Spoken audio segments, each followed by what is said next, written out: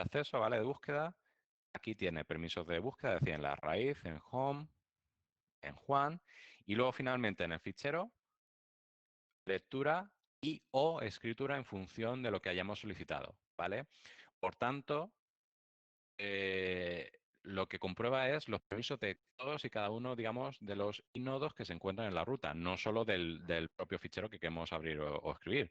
Porque date cuenta que el proceso 1 y el proceso 2 pueden pertenecer a usuarios distintos y, por tanto, sus privilegios con respecto al fichero pueden ser distintos, ¿vale? Incluido la ruta que lo contiene.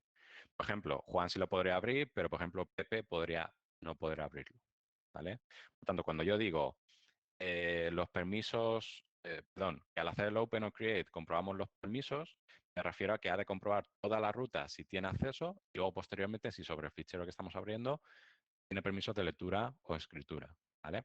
En el caso de Create, lo que tendríamos que comprobar, dado que el fichero no existiría, en caso de que no exista, es si sobre este directorio, ¿vale? Solo en ese caso particular, si sobre ese directorio tiene permisos de escritura eh, para poder crear el nuevo fichero, ¿vale? En caso de que no exista y tengamos como argumento o/create, ¿vale?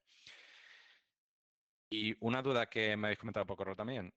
Claro, esto, una vez se comprueba esos permisos de acceso, aquí en la tabla intermedia, ¿vale? Se establece unos permisos. ¿Qué hacen esos permisos? Esos otros permisos que se establecen en la tabla intermedia, solo se comprueban al hacer operaciones de lectura o escritura, ¿vale? Sobre un determinado descriptor de fichero. Es decir, cuando nosotros llamamos a read o write, ¿vale? Se comprueba si efectivamente al haber abierto el fichero teníamos permiso de lectura o escritura. En este caso, por ejemplo, para cualquiera de estas dos entradas, para cualquiera de estos dos descriptores de fichero, nosotros podríamos hacer operaciones de lectura o escritura porque tenemos permiso. Pero, por ejemplo, si abrimos un fichero con permisos de lectura, luego tratamos de llamar al servicio write sobre ese descriptor de fichero, nos daría error. ¿Por qué? Porque aquí esta entrada, ¿vale? Esa hipotética entrada, tendría permisos de lectura, pero no de escritura. ¿De acuerdo? Por tanto, estos permisos de aquí se comprueban al hacer la llamada a Open Create, igual con cualquier otros servicios que requieran permisos de acceso sobre el fichero, ¿vale? Chmod, etcétera, etcétera. Todos hemos visto que requieren una serie de permisos sobre el fichero sobre el cual estamos haciendo la llamada. Y estos otros permisos de la tabla intermedia solo se comprueban al hacer las operaciones read y write. ¿De acuerdo? ¿Vale?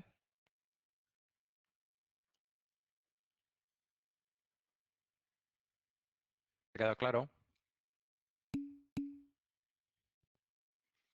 Sí, me da toda la ruta, pero como tienes una copia del inodo, en la copia no original. Claro, tiene sentido lo que comentas, pero tiene que comprobar toda la ruta. De hecho, los inodos de la ruta probablemente estén en memoria también, ¿vale? Y los pueda comprobar directamente de memoria.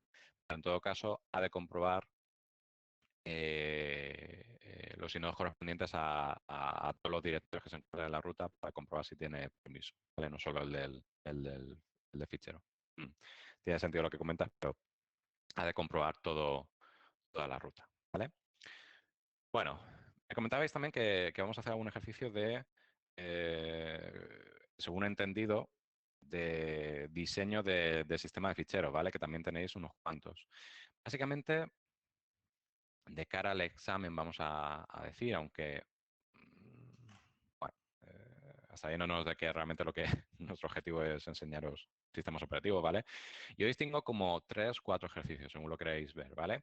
Por un lado veo ejercicios de diseño de sistema de ficheros, como es este que tenéis también en el Moodle, que a veces se combina con el resto de ejercicios o también puede entrar como alguna preguntilla de teoría. Luego tenemos ejercicios que se centran sobre todo, generalmente se os presenta un código, por ejemplo, o un dibujito de un sistema de ficheros y se os preguntan ciertas cuestiones, sobre todo acerca de permisos, si se pueden realizar operaciones de lectura, escritura, access, este tipo de cosas. Esto se combina también a veces, con sistemas de ficheros que se montan, es decir, un árbol de directorios que contiene sistemas de ficheros montados, por tanto hay que tener en cuenta las peculiaridades de link y sin link. Y luego ejercicios bueno, todo esto, ¿vale? ¿Qué más? Sí, permisos, enlaces sobre todo, ¿vale? Y luego también una serie de ejercicios que obviamente vosotros tenéis que hacer el código. Aquí no nos centramos, o yo no me he centrado en esos ejercicios de código, porque eso sobre todo entráis vosotros en que practiquéis en hacer esos ejercicios, claro. Depende del código que elabore cada uno, ¿vale? Y lo podéis probar y todo este tipo de cosas. Es un poquito lo que ¿vale? Entonces este ejercicio es un poco del primer tipo que no habíamos llegado a hacer, ¿vale? Lo tenéis en Moodle, como digo. Creo que encaja dentro de lo que me habéis solicitado de determinar el tamaño del inodo y todo este tipo de cosas. Creo que venía más adelante una pregunta del estilo, ¿vale? Entonces, vamos a ver si lo podemos hacer más o menos rápidamente. En cualquier momento, por favor, interrumpidme por chat o por voz, ¿vale? Y básicamente comenta que tenemos un sistema de ficheros, ¿vale? Nos dice con un tamaño de bloque de 2 kibibytes. El dispositivo bueno, el servidor de ficheros tiene un tamaño de bloque de 2 kibibytes, quiero decir más bien. Pero bueno, el dispositivo de almacenamiento tiene 2 TB, ¿vale? Sectores de 512 bytes, lo típico. Y vamos a estar trabajando dentro de este disco con una partición de 327 gigabytes sobre el cual nosotros queremos diseñar este sistema de ficheros, ¿vale? Generalmente estos problemas nos van a hacer preguntas del tipo, ¿cuántas agrupaciones van a hacer falta? ¿O cuánto va a ocupar el mapa de agrupaciones, el mapa de inodos, el vector de inodos de este sistema de ficheros, ¿vale? Incluso muchos problemas, como es el de este caso, se nos pregunta que tomemos decisiones justificadas, es decir, no tiene por qué existir una única solución, pueden existir varias, ¿vale? Y todas ellas válidas en tanto en cuanto las justifiquemos adecuadamente, ¿vale? Y otro de los datos que se nos proporciona, que nos puede parecer raro a priori, es que el tamaño medio de los ficheros que se espera tener en ese sistema de ficheros contenidos es de 5.000 bytes, ¿vale? Entonces tenemos que responder a las siguientes preguntas con estos datos para diseñar el sistema de ficheros Unix, ¿vale? Entonces vamos a ir refrescando un poquillo cómo se organizaba ese sistema de ficheros, ¿vale? Primera pregunta, muy sencilla, teórica, no tenemos que hacer nada. ¿En qué unidades medimos el espacio de almacenamiento asignado a los archivos?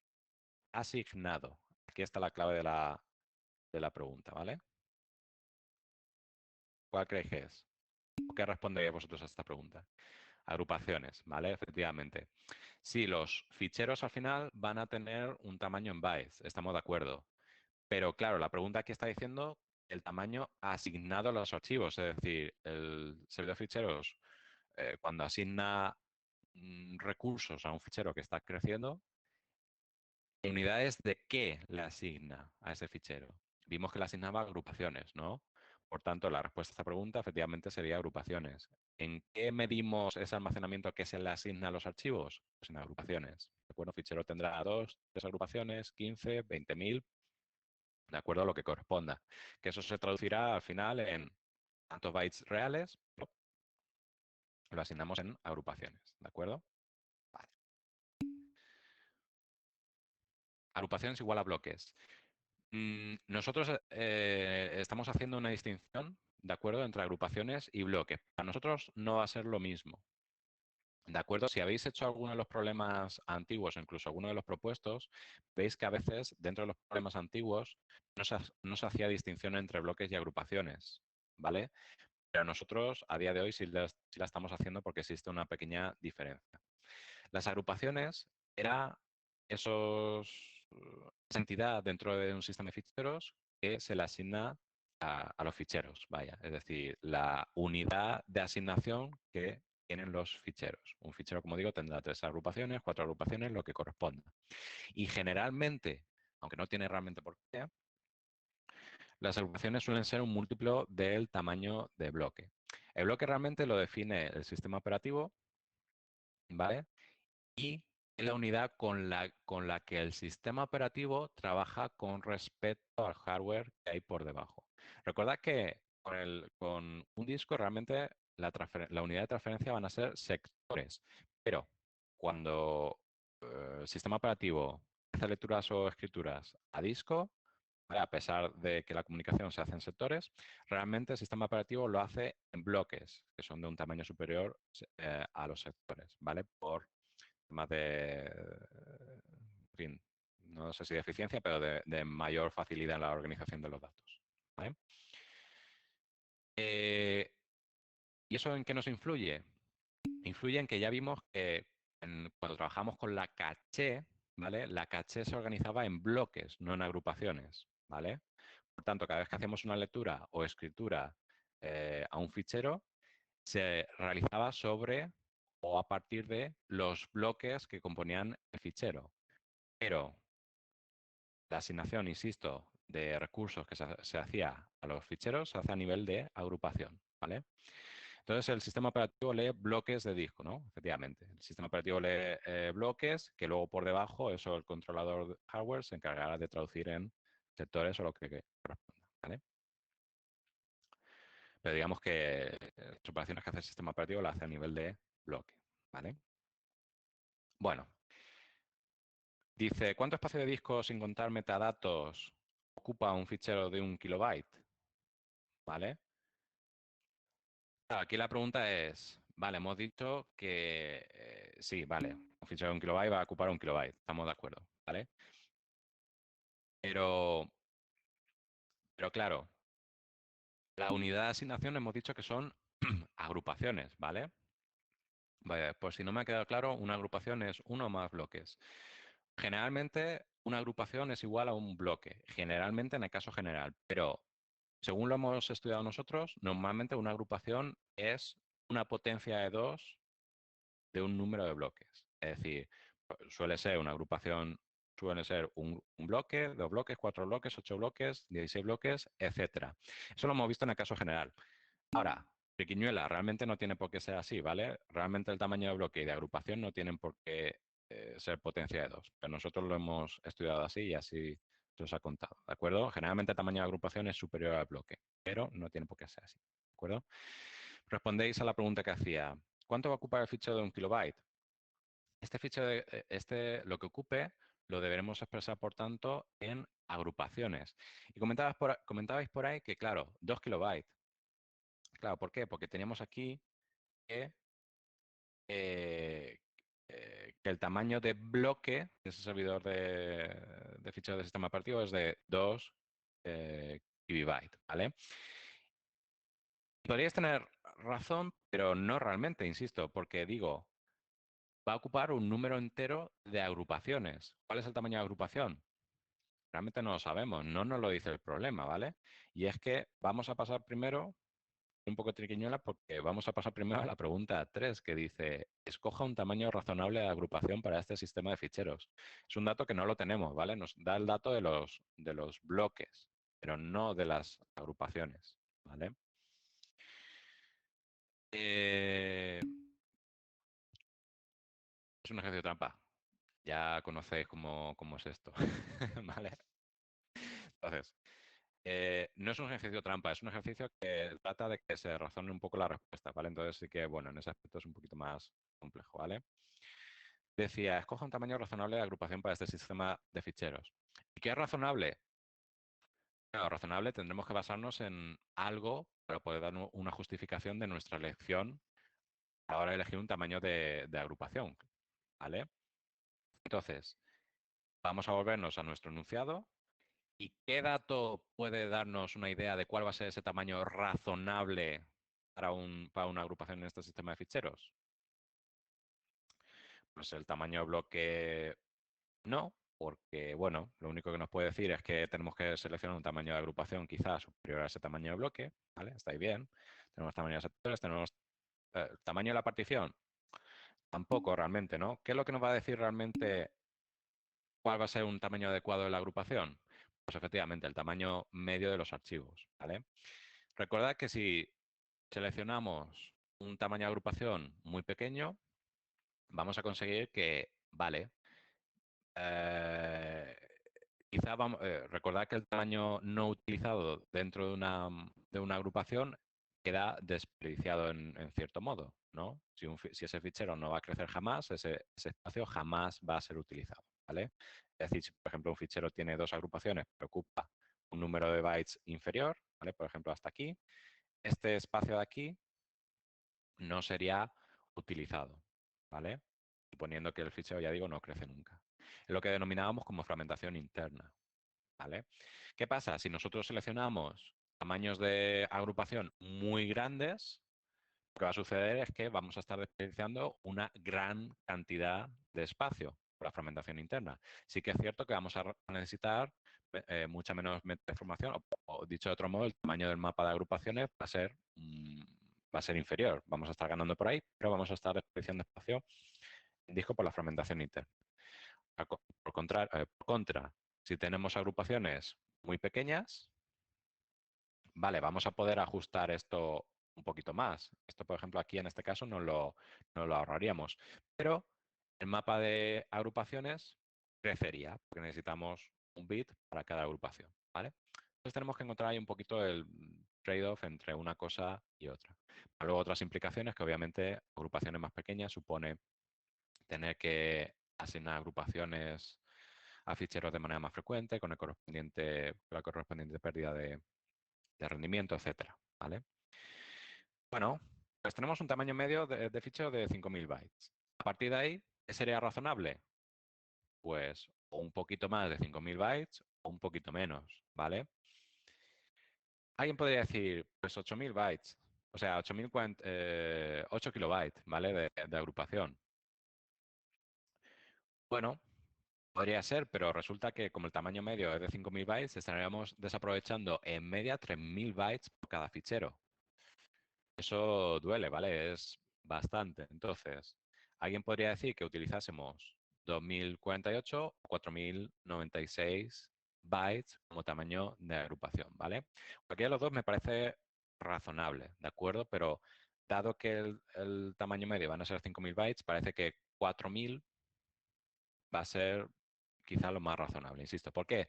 Porque para muchos ficheros con una agrupación nos bastará, ¿vale? Si 5.000 es la media, muchos quedarán por debajo de 4.096 y por tanto necesitarán una única agrupación. Para los que necesiten más, pues se les asignará dos y ya está, ¿de acuerdo? O los que necesiten. Entonces parece que 4.096 es un tamaño adecuado, ¿vale? 5.120, 5.120 no, ¿vale? Porque recuerda que necesitamos potencia de 2. Esto al final lo tenemos que alinear también al tamaño de sector y conforme lo hemos estudiado también al tamaño de bloque, ¿vale? Entonces no podemos elegir un tamaño cualquiera arbitrario, ¿vale? Vamos a necesitar, en todo caso, potencias de 2, ¿vale? Recuerda que el tamaño de agrupación, bloque y sectores venían definidos por potencia de 2. Basándose en eso, tenemos que elegir entre 512 y 1024, que ya hemos visto que por el tamaño de bloque que nos dan podríamos descartarlo, y a partir de ahí 2048, 4096, 8192, etcétera, etcétera, etcétera. ¿Vale? De ahí para arriba. Más arriba no tiene sentido, ¿vale? Pero por debajo, entre 2000, entre 2000, 4000 y 8000, pues tiene más sentido quizá 4096, ¿vale? No, ¿vale? En el sistema de ficheros nos ceñimos a potencias de 2. Bueno, en verdad quizá múltiplos de sectores, ¿vale? Pero bueno, nosotros para facilitarlo, potencia de 2 y punto pelota, ¿vale? Dicho lo cual, habiendo justificado esto, vamos a quedarnos, por tanto, con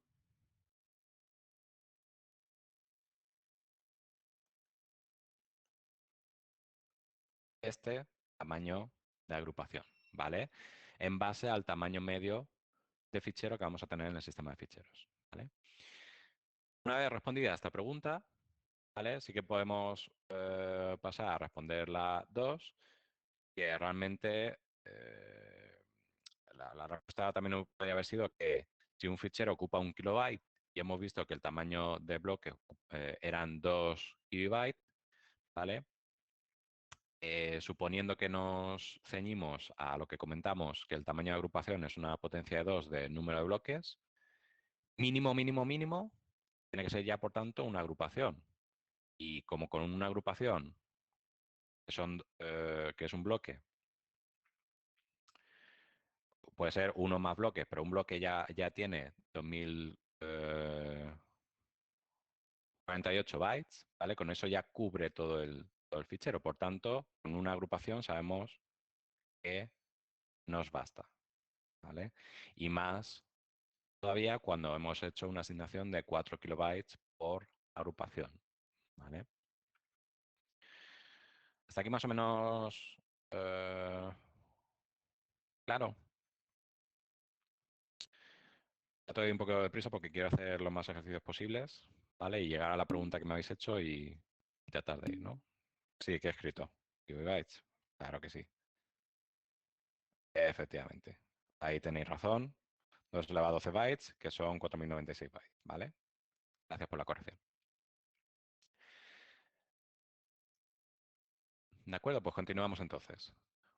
¿Cuántas agrupaciones tendrá este sistema de ficheros? Pues la única trampa, que yo creo que no es ni trampa aquí, es que habría gente que quizá cogería los 2 terabytes. Mal, los 2 terabytes es todo el dispositivo. Pero la partición sobre el cual estamos nosotros elaborando o diseñando este sistema de ficheros es sobre la partición de 327 gigabytes, ¿de acuerdo?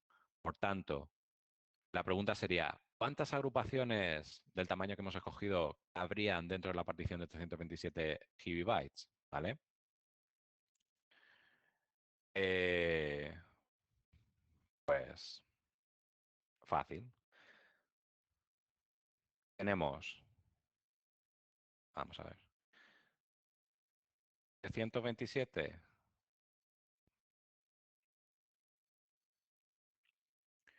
gigabytes en,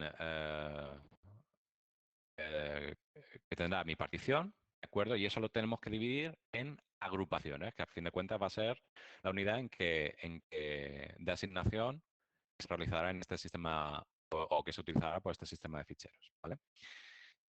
Si este es el tamaño total de la partición y tenemos que cada agrupación, hemos dicho que ocupa 2 elevado a 12 bytes por agrupación, ¿vale? Tenemos que esto da, por tanto, como estamos operando con potencia de 2, esto sería una operación bastante sencilla, ¿de acuerdo? Tenemos, por tanto, 327, esto se va, y las agrupaciones suben arriba, que tendríamos en total 327 por 2 a la 18 agrupaciones en nuestro sistema de ficheros, ¿de acuerdo? Ya está. Pero bueno, el razonamiento es claro, ¿no? La partición, ¿cuántas agrupaciones nos caben? Pues el tamaño de la partición entre el tamaño de cada agrupación, ¿vale? 327 por 2 elevado a 18 agrupaciones, ¿vale? ¿Qué ancho mínimo deben tener las direcciones a espacio de disco asignado?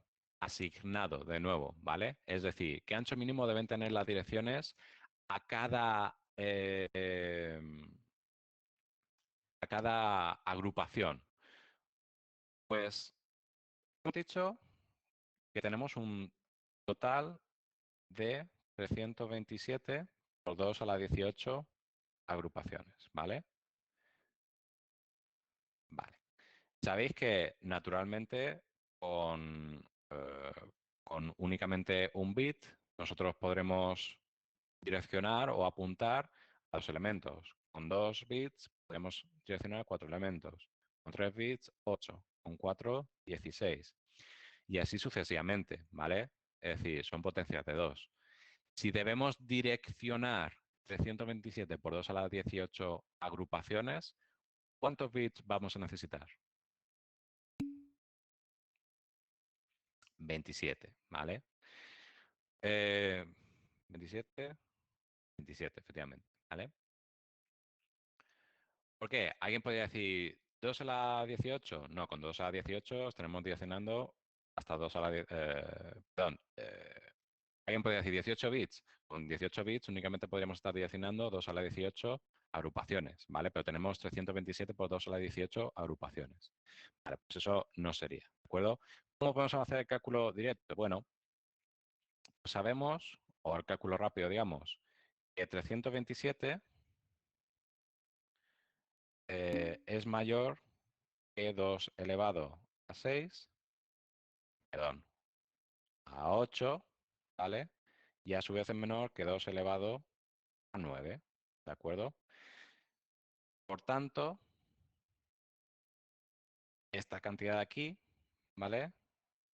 A su vez, aquí estamos, cojo 127 nada más. Esto es 2 a la 8 por 2 elevado a 18, es menor que 327 por 2 elevado a 18 y es menor que 2 a 9 por 2 elevado a 18, ¿vale? Y esto es 2 elevado a 27 precisamente. Por tanto, si nosotros tomamos ese umbral superior que 2 elevado a 27 y tomamos ese exponente, podemos decir que necesitaríamos mínimo, ¿vale? De ahí para arriba, 27 bits para poder direccionar. Podríamos direccionar, ojo, podríamos direccionar 512 por 2 a la 18 agrupaciones. Pero tenemos únicamente 127 por 2 elevado a 18 agrupaciones. Pues nos sobra. Perfecto. ¿De acuerdo? Los bloques. A ver, sí, el sistema operativo por abajo, insisto, vale, va a trabajar por bloques. Pero realmente, ¿qué es lo que nosotros direccionamos en nuestro sistema de ficheros? ¿Qué punteros a qué contenían los inodos? Punteros a agrupaciones, ¿vale? Decía, este fichero tiene asignado tal agrupación y tal agrupación. Al final lo que nos va a interesar es direccionar agrupaciones. Que luego el sistema el servidor de ficheros por debajo, el sistema operativo, trabaja con disco a nivel de bloques. Eso, perfecto, eso de él se ocupará. Pero lo que nosotros entendemos que es el sistema de ficheros, lo que nosotros respeta, trabajamos direccionando agrupaciones, ¿vale?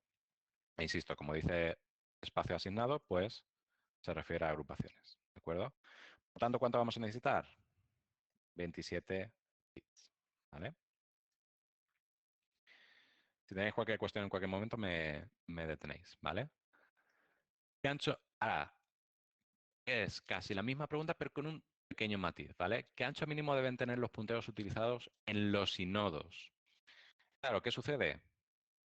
Eh, Aquí nos están preguntando ya sobre esos mismos punteros, pero contextualizados dentro de un inodo, ¿vale?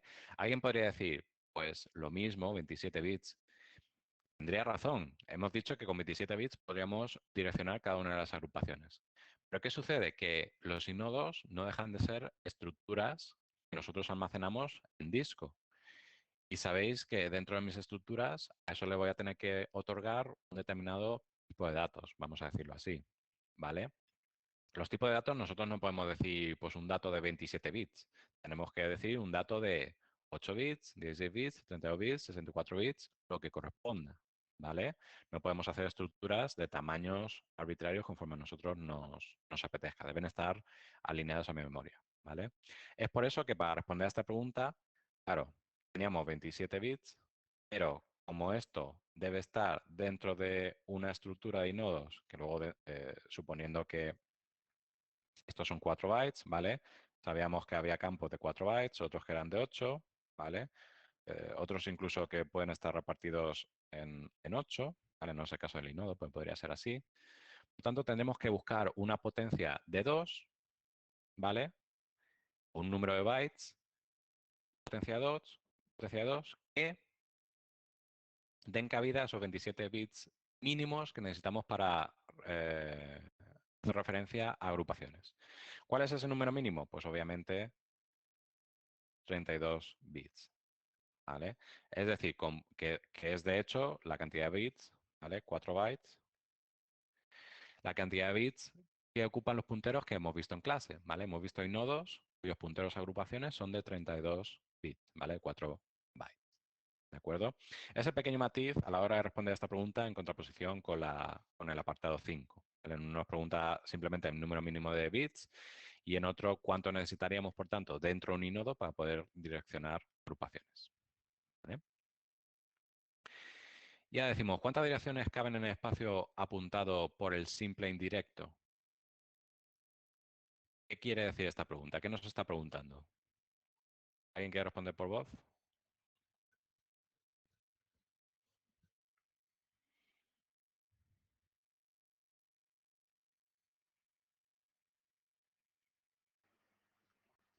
el puntero a punteros de direcciones, ¿no? Ese que hay, pues, o sea, como que hay un puntero, ¿no? Que apunta a otros punteros. Claro, Digo, vamos a de ver. agrupaciones, perdón, no digamos. Ujú. Vamos a ver. Si este era mi nodo, recordad que nosotros teníamos distintos tipos de punteros, ¿vale? Recordad que teníamos 12 del tipo directo, es decir, que teníamos 12 que apuntaban directamente a agrupaciones, ¿vale? De datos, agrupaciones de datos de fichero. Y luego teníamos un simple indirecto, un indirecto simple, un indirecto doble y un indirecto triple, ¿vale? Simple, doble y triple, ¿vale? Y cada uno de estos, el simple, ¿a qué apuntaba? A una agrupación, ¿vale? Que a su vez contenía punteros directos a agrupaciones. El doble, ¿dónde apuntaba? A una agrupación que contenía a su vez punteros a agrupaciones que apuntaban a agrupaciones de datos, ¿vale? Y el triple, exactamente lo mismo, pero con 3 niveles de indirección, ¿vale? ¿Qué es lo que nos están preguntando, por tanto? ¿Cuántas direcciones caben en el espacio apuntado por simple indirecto? Es decir, ¿cuántas direcciones, cuántos punteros caben en una agrupación? ¿Vale? En la tabla apuntada por el puntero simple indirecto o indirecto simple, ¿vale?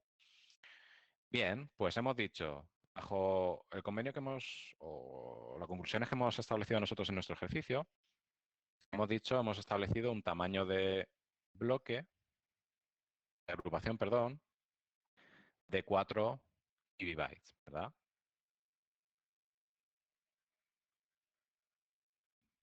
4 kibibytes por agrupación. Y ahora, ¿cuánto hemos dicho que ocupaba cada uno de estos punteros dentro de mi nodo?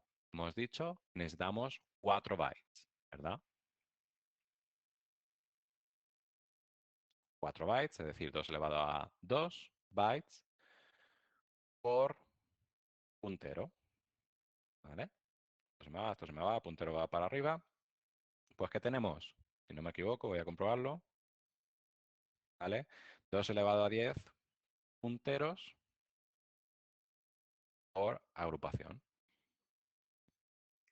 Y ya está. Es decir, ¿cuántas direcciones caben en el espacio apuntado por un simple indirecto? 2 elevado a 10 punteros. 2 elevado a 10 direcciones, ¿vale? ¿Ok?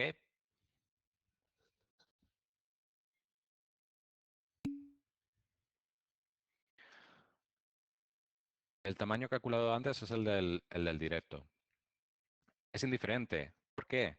Porque este puntero simple, directo, perdón, simple, doble y triple, ¿a dónde están apuntando? A agrupaciones también, solo que esas agrupaciones contienen punteros, ¿vale? Por tanto, los directos apuntan a agrupaciones y los indirectos también apuntan a agrupaciones, solo que unos contendrán datos ya del fichero y otros contendrán tablas a agrupaciones de datos, ¿vale? Punteros a agrupaciones de datos. Eh, po- no sé si es una respuesta o una pregunta, porque puntero 2 elevado a 2 bytes. ¿Por qué? Pregunta, vale. ¿Por qué? Porque lo hemos calculado aquí, ¿vale? Esto lo hemos calculado aquí. ¿Cuántos bits necesitamos para direccionar todas y cada una de las agrupaciones de mi sistema de ficheros de 326 gigabytes? Hemos dicho que como mínimo necesitamos 27 bits, ¿vale? Ahora, dentro de mi nodo no puedo asignar un campo de 27 bits, ¿de acuerdo? Porque eso se me queda desalineado. Le tengo que asignar, por tanto, un múltiplo de 2 de bits, ¿vale? O de bytes, realmente. ¿Y cuál es el más próximo a 27 bits sin desperdiciar demasiado espacio? 32 bits, ¿vale? Por eso hemos dicho que para los punteros a agrupaciones necesitamos 32 bits, que es lo mismo que 4 bytes, que es lo mismo que 2 elevado a 2 bytes, ¿vale? Y aquí es cuando decía, vale, si en cada agrupación nos caben, o cada agrupación es de tamaño 2 elevado a 12 bytes, y cada puntero es de 2 elevado a 2 bytes, hago el cociente entre ellos y me da el número de punteros por agrupación, ¿vale? ¿Ok?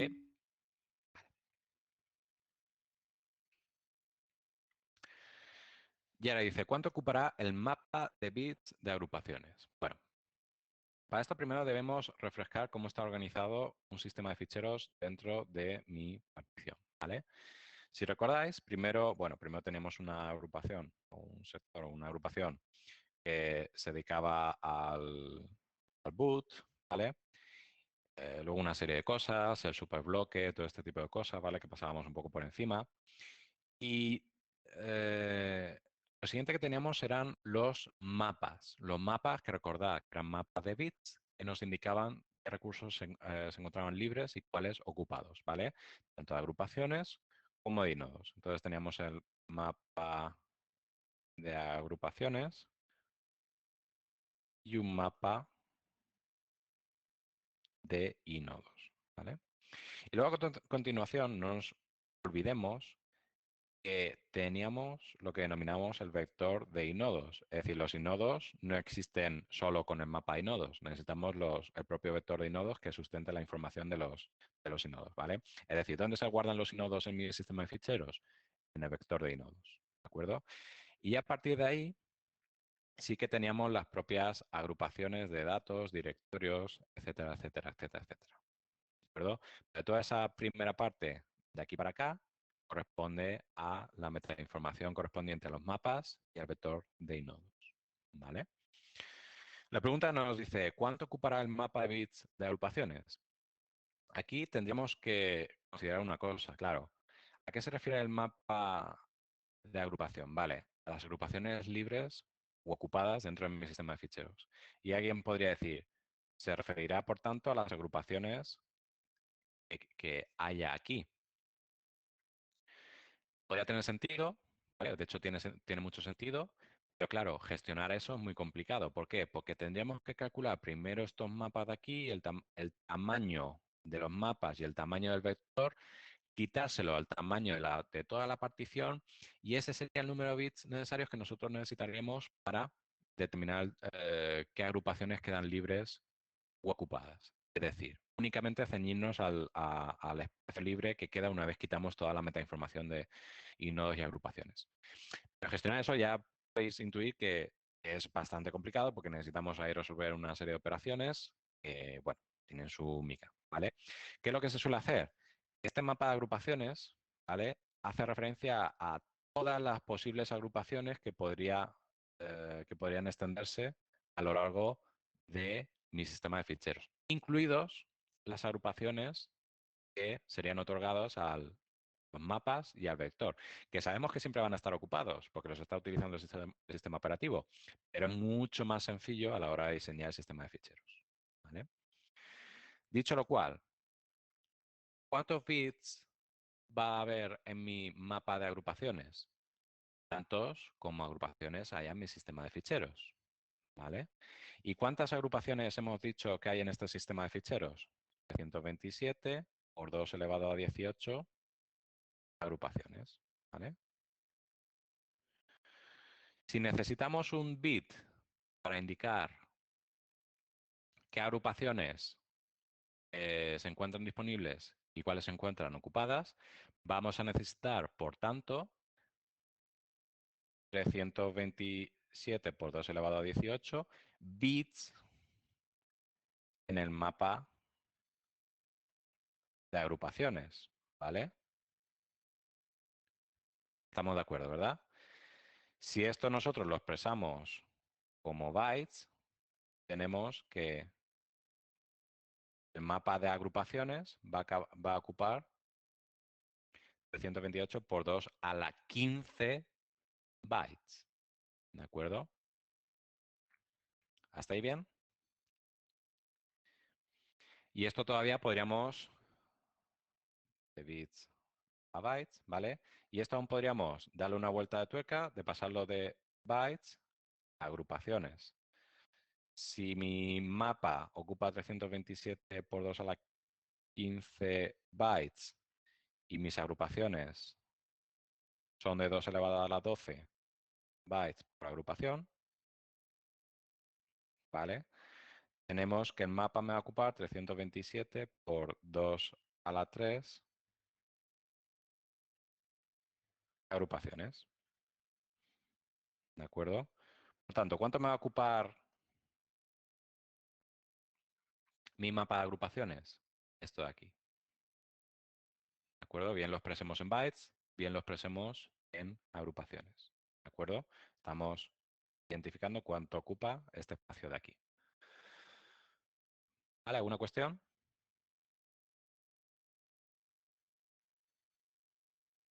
Pues continúo. Todavía tenemos que ver muchas cosas, ¿vale? Dice, ¿cuántos accesos a discos se necesitan para leer el byte 4 ppp de un archivo dado? ¿Vale? A ver.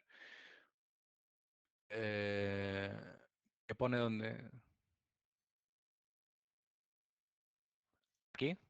Me refiero a que si tenemos 127 por 2 elevado a 18 agrupaciones que gestionar en mi sistema de ficheros, vamos a necesitar, ¿vale? Necesitamos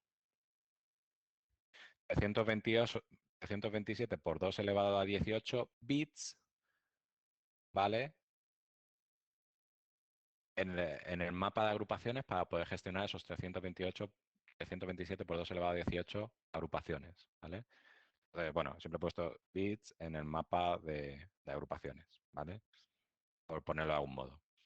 Es decir, que mi mapa de agrupaciones va a estar compuesto de 327 por 2 elevado a 18 bits, que se corresponde con 327 por 2 elevado a 15 bytes, que si lo expresamos en agrupaciones, pues son 327 por 2 a la 3 agrupaciones. ¿De acuerdo?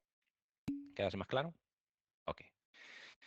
Decía, ¿cuántos accesos a discos se necesitan para leer el byte, ese número de un archivo dado? ¿Vale? Recordad que vamos a pintarnos aquí de nuevo nuestro inodo, ¿vale? Y recordad que teníamos 12 directos, ¿vale? Un indirecto simple, un doble y un triple, ¿de acuerdo? El número de accesos, realmente, ¿de qué va a depender? Va a depender de a qué agrupación dentro de mi fichero va a tener que acceder.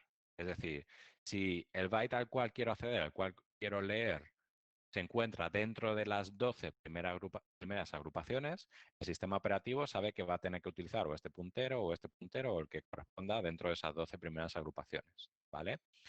Pero ¿qué pasa si se pasa esas 12 agrupaciones? Tendrá que recurrir al nivel de indirección correspondiente, ¿vale? ¿A cuál? Pues depende, lo tendremos que calcular, ¿vale? Si nosotros lo representamos, ¿vale? Y este es mi fichero, imagina que es un fichero muy, muy grande, ¿vale? Insisto, las 12 primeras agrupaciones las vamos a poder referenciar de manera directa, ¿vale? ¿Cuántas agrupaciones hemos dicho que teníamos? Perdón, ¿cuántos punteros hemos dicho que teníamos, punteros agrupaciones que teníamos en cada agrupación, en cada nivel de indirección? Teníamos 2 elevado a 10 punteros por agrupación, ¿verdad? Esto a su vez eran 1024, ¿vale? Es decir, con el nivel de indirección simple, lo que podremos hacer es referenciar realmente a los 12 más 1024, entre los 12 y los 12 más 1024 agrupaciones siguientes del fichero, ¿vale? ¿Qué agrupaciones podríamos, ¿vale? Este vendría aquí, ¿vale? Estos ahí. El doble, ¿vale? Podría referenciar los que vinieran posteriormente a los 12 más 1024, ¿vale? ¿Hasta dónde? Hasta realmente los 12 más 1024 de antes, más 1024 al cuadrado, ¿vale? Esto venía, lo estoy haciendo, digamos que lo estoy planteando ya así directamente porque venía de los cálculos que hicimos en su día de cuántas agrupaciones podían ser referenciadas por cada uno de los niveles de indirección, ¿vale? En los directos 12, en el indirecto simple 1024, en el indirecto doble 1024 al cuadrado, ¿vale? Por tanto, los límites dentro de los cuales podemos hacer referencia según cada uno de los niveles de indirección, pues se corresponden cada uno de estos, ¿vale? 12, el siguiente 12 más 1024, el siguiente 12 más 1024 cuadrado, ¿vale? Y por supuesto, el límite máximo que nosotros podemos referenciar pues es 12 más 1024 más 1024 al cuadrado más 1024 al cubo, que se correspondería con el triple, ¿vale? Entonces la pregunta ahora sería, estamos diciendo o estoy mencionando ahora agrupaciones, pero a mí me dicen que estoy accediendo a un byte. La cuestión sería determinar a qué agrupación pertenece dicho byte que nosotros estamos eh, accediendo, ¿vale? Si queremos acceder al 4, ¿vale? Esto lo podemos expresar también como qué. Voy a expresarlo como otro numerito, ¿de acuerdo? Esto lo puedo expresar realmente como 2 a la 12 por 10 a la 5 al byte número tal, ¿vale? Vale. Ahora veréis por qué lo he expresado de este modo. Bueno, yo tengo esa cantidad de bytes. ¿A qué agrupación pertenece? Pues si divido el número de bytes o el número de bytes entre cuántos bytes hay por agrupación, es decir, entre el tamaño de agrupación, me va a dar en qué agrupación se encuentra dicho byte, ¿vale? Pues si yo divido 2 elevado a 15, que es, jolín, 409.600.000, ¿vale? Entre, o byte, entre mi tamaño de agrupación,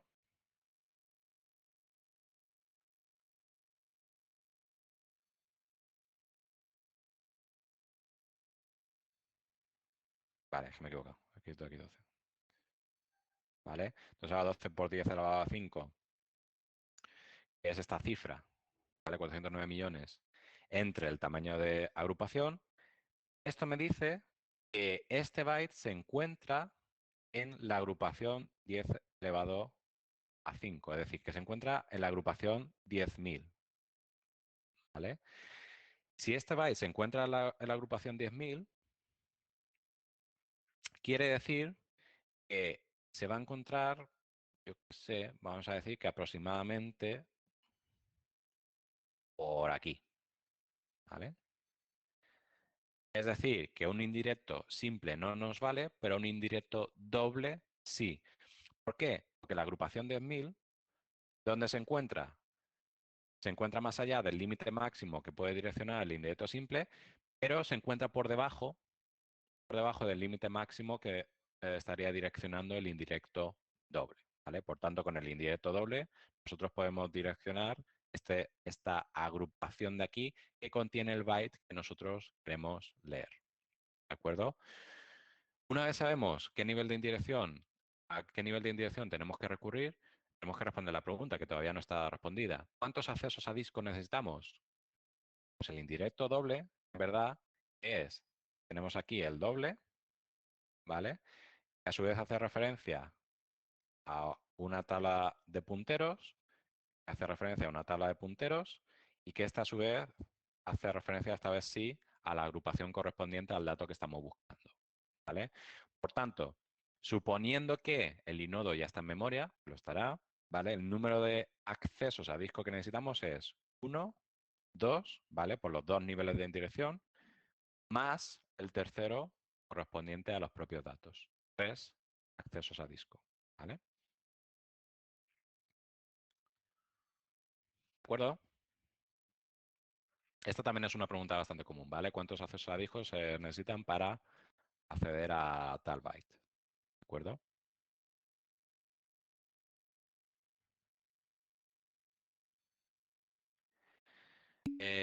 La pregunta...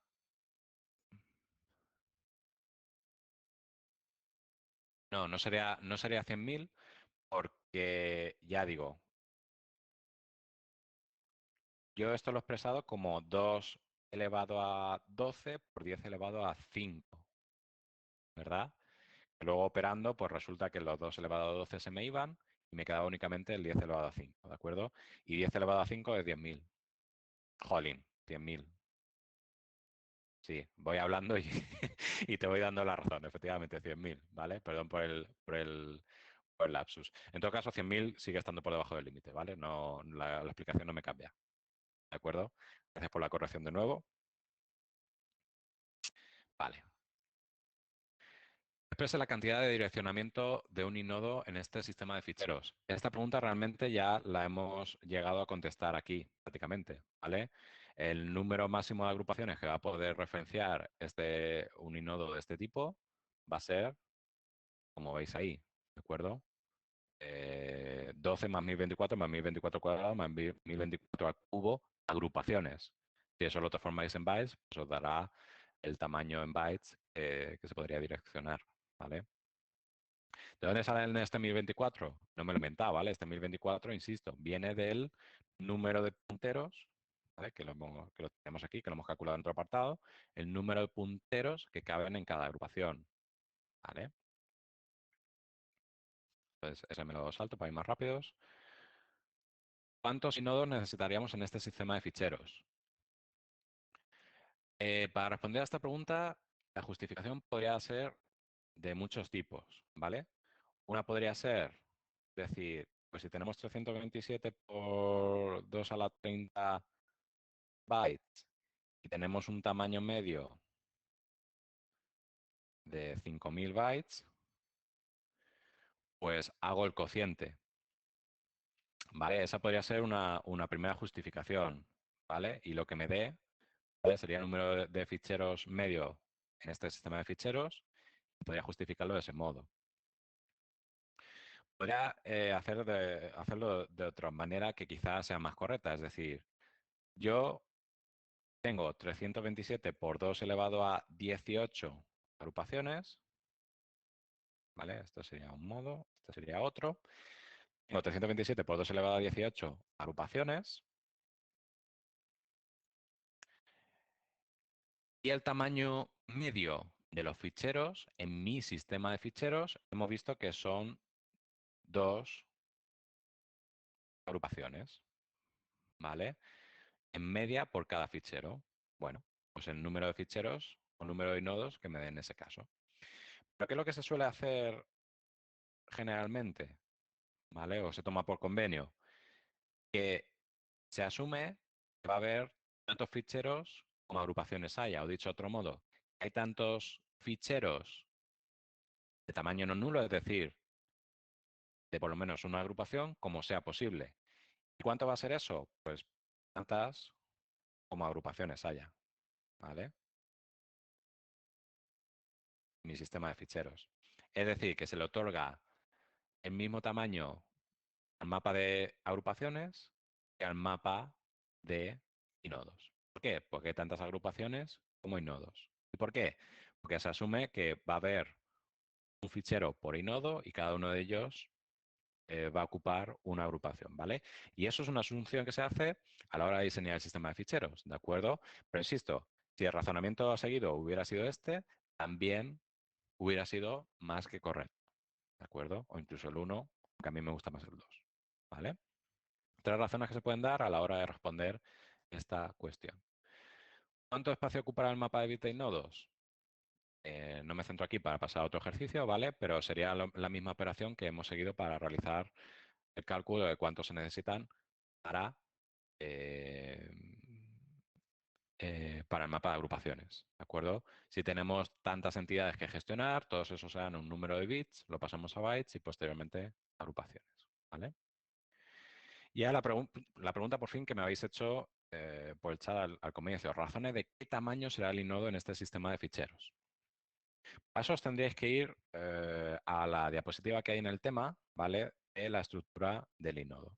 Y sabéis que primero hay una serie de información que, ¿vale? Como el tamaño, los permisos de acceso y el tipo, fechas, ¿vale? Etcétera. Luego estaban los 12 punteros, ¿vale? Luego el indirecto simple, el doble y el triple. Y luego aquí una serie de información, que creo que eso os indicaba que era 28 bytes, que se dejaba al sistema operativo para utilizar él, ¿de acuerdo? En función del tipo de fichero y demás. Es decir, información extra, ¿vale?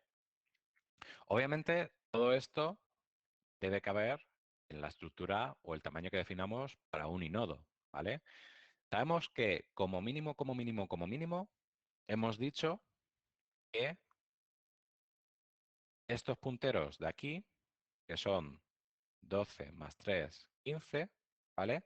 Cada uno de ellos ocupa 4 bytes, ¿vale? Por tanto, ya estamos ocupando 60 bytes única y exclusivamente para los punteros. A todos estos datos que nosotros tenemos aquí, ¿vale? Insisto, el tamaño, el modo de acceso, los permisos, las fechas, todo eso generalmente se expresa bueno, con tipos de datos que variarán generalmente entre 4 bytes y 8 bytes, ¿vale? Dependerá de la propia implementación.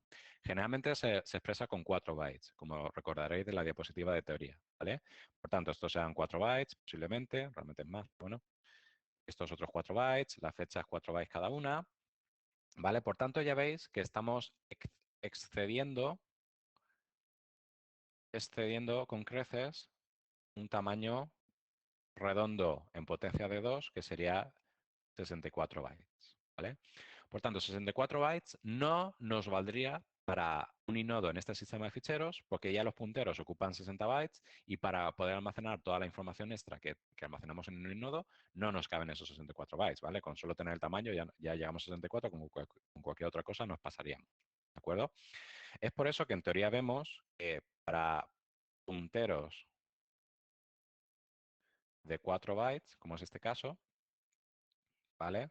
El tamaño del inodo son 128 bytes, ¿de acuerdo? ¿Y qué pasa si los punteros hubieran sido de 8 bytes, que es el siguiente escalón, digamos, en el tamaño de puntero que podríamos establecer dentro de la estructura de un inodo?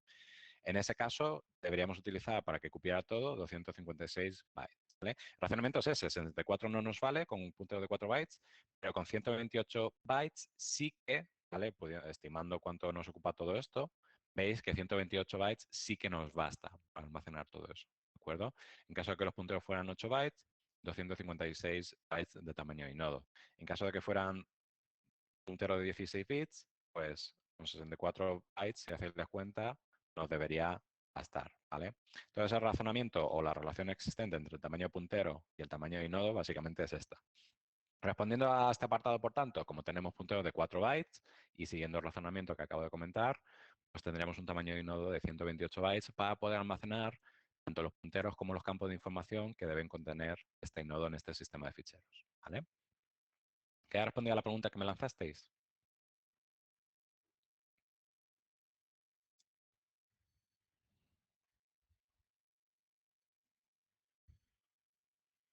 Asumo que sí. Vale, perfecto. ¿Vale? ¿Y cuánto ocuparía el vector de inodos? Es tan sencillo como, sabiendo el número de inodos que tenemos, que calculáis en el apartado 11, y sabiendo el tamaño que le habéis otorgado al inodo, que sería 128 bytes, hacéis el producto y punto. ¿De acuerdo? Bueno, pues ese era un poco un ejercicio del estilo de diseño del sistema de ficheros, ¿de acuerdo? Que no habíamos hecho ninguno hasta ahora, ¿vale? Entonces, un poco para que lo tengáis ahí presente por si surgían algunas dudas, ¿de acuerdo? ¿Algún ejercicio que tiene alguna duda o hago yo algún otro? Me quedan 40 minutos, o sea que no nos va a dar tiempo, pero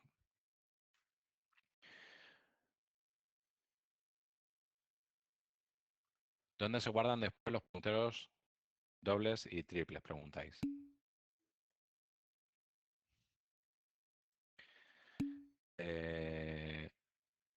Vale, a ver. El inodo, lo que es el inodo, es decir, esta estructura, eso se va a guardar dentro de mi vector de inodos. ¿De acuerdo? Por tanto, estos 12 punteros, el puntero indirecto simple, el doble y el triple, quedan almacenados dentro del propio inodo.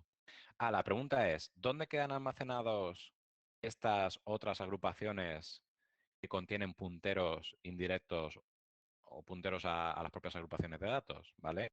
Obviamente, estas agrupaciones son distintas del propio nodo. Pues esas agrupaciones estarán están almacenadas aquí, ¿vale? En el espacio de disco. Al igual que tenemos agrupaciones de datos de los ficheros, ¿vale? Tenemos también agrupaciones correspondientes a las entradas de los directorios, pues tenemos agrupaciones correspondientes a las indirecciones de los inodos para aquellos ficheros muy grandes que lo necesiten. Por tanto, ¿dónde están almacenadas esos niveles de indirección, esas tablas de punteros que requieren los niveles de indirección? En disco, en agrupaciones, al igual que se dedican a agrupaciones de datos, ¿vale? A uno como el primero que hicimos, ¿vale? ¿Cómo se podría saber el tamaño máximo de un fichero para un sistema dado? El tamaño máximo depende de varios factores. En el libro os pone cada uno de los factores limitantes que podría hacer o determinar el tamaño máximo de un fichero, ¿vale? Uno de los factores limitantes del tamaño máximo de un fichero, naturalmente, es este, el que hemos comentado, ¿de acuerdo? Si un inodo no puede direccionar más allá de esta agrupación, el tamaño no va a poder ocupar más de este tamaño, ¿vale? Pero no solo. ¿Cuál va a ser otro factor limitante? Aquí tenemos un campo que nos indica el tamaño en bytes de dicho fichero. Si el numerito que nosotros podemos expresar con ese campo no es superior a una cifra dada, el tamaño tampoco podrá ser superior a dicho tamaño, ¿vale? Por tanto, segundo factor limitante que tenemos. En este caso, ¿cuánto sería? Como máximo 2 elevado a 32 bytes, ¿vale? Menos 1 si queréis. 2 elevado a 32 bytes, ¿vale? 2 elevado a 32 bits. Y otro factor limitante, obviamente, es el tamaño máximo del sistema de ficheros. ¿De acuerdo? Otro factor limitante sería realmente, bueno, pues siendo pulcros, el tamaño correspondiente a esta parte de mi sistema de ficheros, el cual hemos quitado de la partición los mapas y vectores, ¿vale? Para ser pulcro, pues habría que quitarle por lo menos, una entrada correspondiente al directorio raíz, ¿vale? Pero bueno, eso ya es de más, ¿vale? Una respuesta muy, muy avanzada. Y luego también hay factores limitantes software, en plan cuotas que se establejan y más, ¿vale? Pero eso no viene al cuento, ¿de acuerdo? El mapa de nodos sería el mismo razonamiento que el mapa de agrupaciones. Sí, solo que trabajando en este caso con inodos, ¿vale? Como comentaba. Si hemos dicho, por ejemplo, dentro de estas tres opciones que teníamos a la hora de escoger cuántos inodos teníamos en el sistema, cogemos, por ejemplo, 327, 2 a la 18, el razonamiento sería, vale, tenemos 327 por 2 a la 18 y nodos en mi sistema de ficheros como máximo. ¿Cuánto va a ocupar el mapa de nodos? 327 por 2 a la 18 bits, ¿vale? Y ese numerito, sabemos cuánto va a ocupar en bit, porque cada inodo lo tenemos que representar como un bit en nuestro mapa de nodos. Eso lo pasamos a bytes y eso luego lo pasamos a agrupaciones, si queremos, ¿vale? Por tanto, el razonamiento efectivamente es el mismo, solo que con agrupaciones tenemos inodos, ¿vale? ¿Qué he comentado al final de las agrupaciones de las agrupaciones de los nodos? No sé si entiendo bien la pregunta. En esta diapositiva creo que ¿te refieres? Si es a esto, básicamente me refería a que los inodos en sí, ¿dónde van a estar almacenados? En el vector de inodos. ¿Vale? En el vector de inodos están almacenados los punteros, los inodos, perdón. Y dentro del inodo tenemos 12 punteros directos, simples, dobles y triples. Cada uno de ellos, obviamente, hará referencia a agrupaciones que se encuentran en esta parte, ¿vale? Allá donde almacenamos las agrupaciones.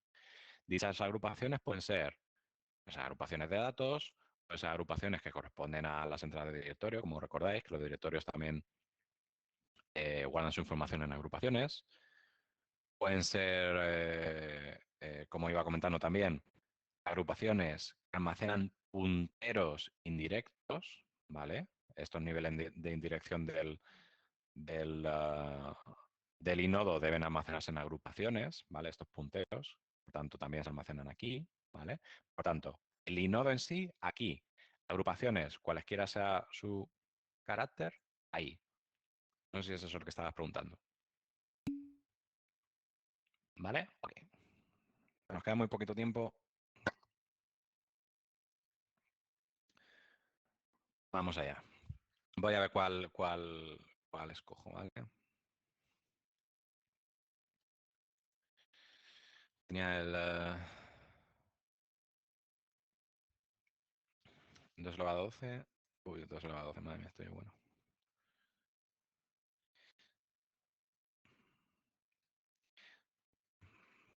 Vale, a ver. Tengo para elegir uno de montaje, ¿vale? Sistema de ficheros que se montan. Y si queréis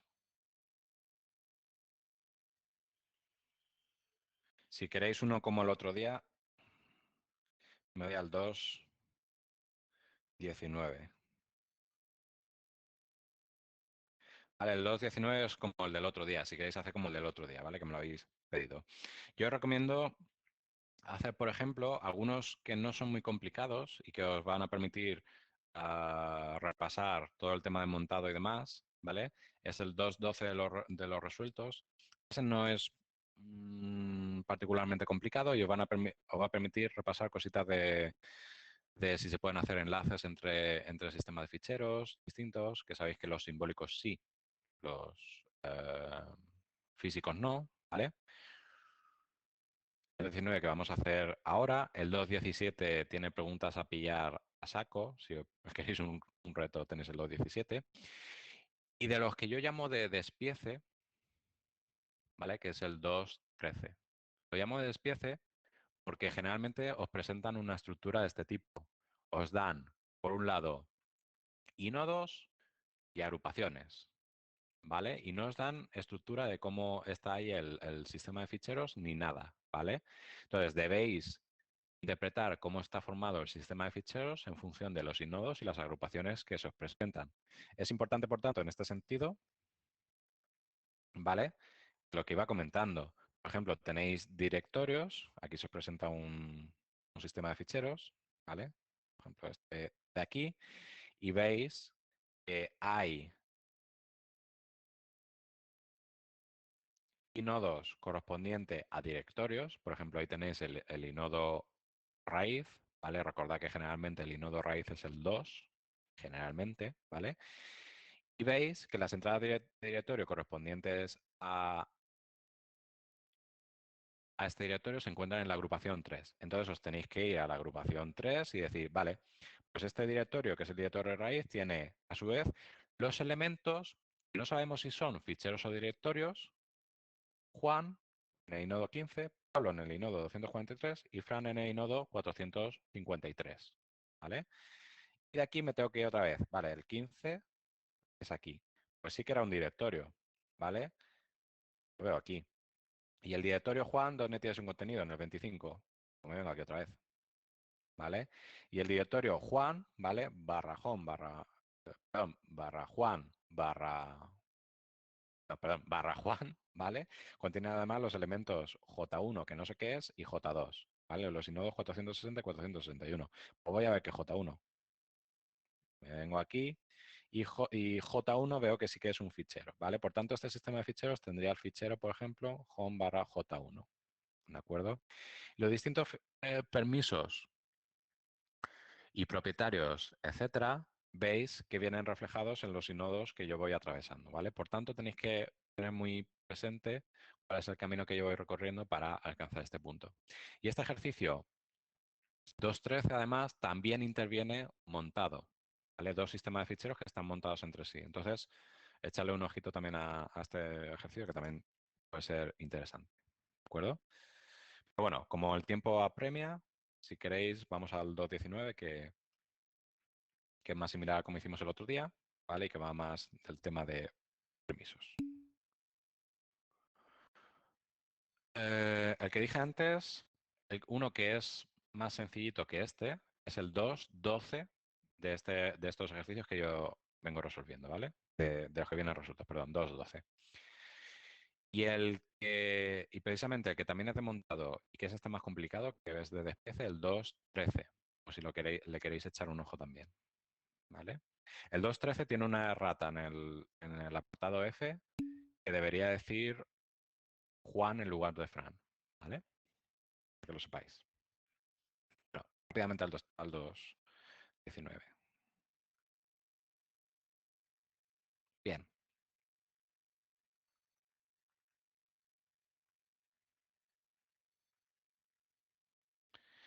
Bueno, este no es particularmente complicado tampoco, ¿vale? Pero bueno, sirve para repasar un poquillo. Dice, en el directorio home de un sistema de ficheros A se ha montado el sistema de ficheros B. O sea que también tenemos sistema de ficheros montados en nuestro árbol de directorio, ¿vale? Para que veáis que entra mucho en juego esto. Sin enmascarar ningún permiso, es decir, cuando hemos llamado mount no hemos enmascarado ni el user2id, ni cgd, ni nada de esto, ¿de acuerdo? Parte del árbol del nombre, de nombres resultantes se muestra en la figura 2.13, que está en la página siguiente, ¿vale? Bien, pues se nos proporciona básicamente esta figura, que como veis determina cómo está estructurado el árbol de directorio de nuestro sistema operativo, ¿vale? En base a dos sistemas de ficheros que son distintos, ¿vale? Dos particiones distintas, dos dispositivos distintos, lo que corresponda. Y además en nuestro sistema tenemos tres usuarios, cada uno de ellos en un grupo distinto, ¿vale? Y con una máscara de usuario definida distinta también para cada uno, ¿vale? Veis que, bueno, el directorio home del dispositivo A, ¿vale? Está montado, en este directorio está montada la raíz del sistema de ficheros B, ¿vale? Está montado el dispositivo B, ¿de acuerdo? Entonces vamos a ir contestando las preguntas. Dice, el programa itech.exe contiene el siguiente esquema de código, ¿vale? Es decir, eh, este programita de aquí se corresponde con este ejecutable de aquí y dice el apartado A, el usuario Mari crea un nuevo programa XX que incluye la siguiente línea, ¿vale? Suponemos que ese programa lo puede ejecutar Mari, ¿vale? Y en esa ejecución, sin haber cambiado de usuario efectivo que le corresponda ni nada, llega a esta línea, ¿vale? Ejecuta un exec de precisamente el programita itech.s cuyo código o parte del código aparece aquí, ¿vale? Dice, teniendo en cuenta que m es una variable de XX, naturalmente, ¿vale? Y fd es una variable de it.exe y que no hay errores inesperados, indicar el valor de m y el de fd cuando Mari ejecuta el programa XX, ¿vale? Como digo, suponemos que el programa XX lo puede ejecutar Mari sin ningún problema y que entra en ejecución, ¿de acuerdo? ¿Qué es lo que hace en primer lugar? Bueno, pues vemos que hará lo que corresponda y llega un momento dado que hace un exec de barra home barra pp barra itech.exe, ¿vale? Aquí naturalmente, ¿qué debemos comprobar? Si este proceso puede ejecutar, o este usuario, ¿vale? Este proceso puede hacer un exec de itech.exe. ¿Qué debemos comprobar? Pues debemos comprobar que aquí la raíz la podemos atravesar, home lo podemos atravesar, pp lo podemos atravesar y que itech.exe en el bit ejecutable marcado, ¿vale?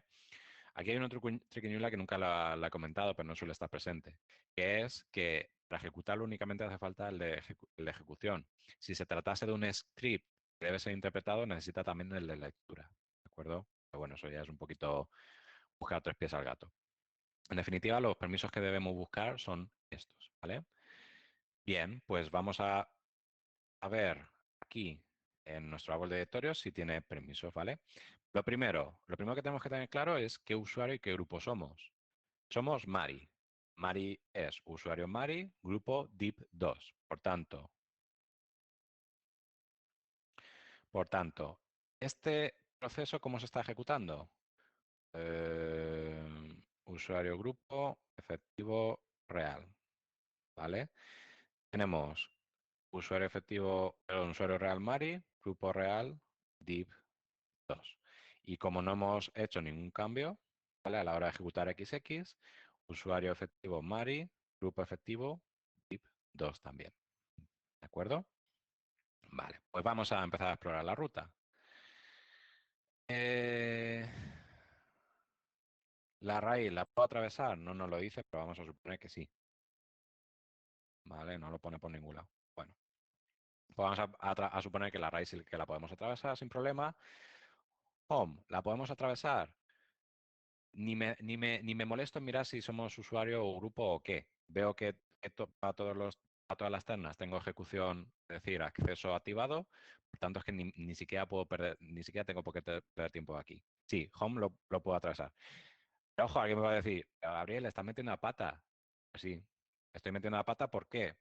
Porque realmente no tendría que estar mirando los permisos de este home, tendría que estar mirando los permisos de la raíz del sistema de ficheros B, que es lo que yo estoy montando en home, ¿vale?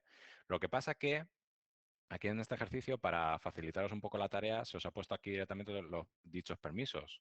Pero recordad que cuando nosotros montamos un sistema de ficheros sobre otro, los permisos que se comprueban en ese directorio de montaje son los de la raíz del dispositivo que se monta, ¿vale?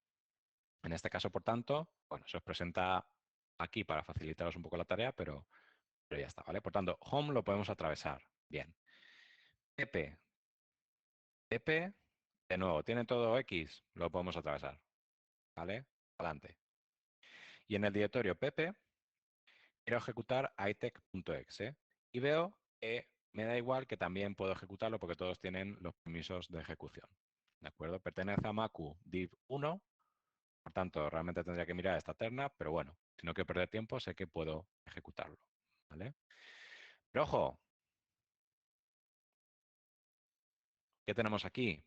El ejecutable lo podemos ejecutar y además tiene el set UID activado. ¿Qué quiere decir esto? Recordad, cuando nosotros ejecutemos este programa, si lo podemos ejecutar, ¿vale?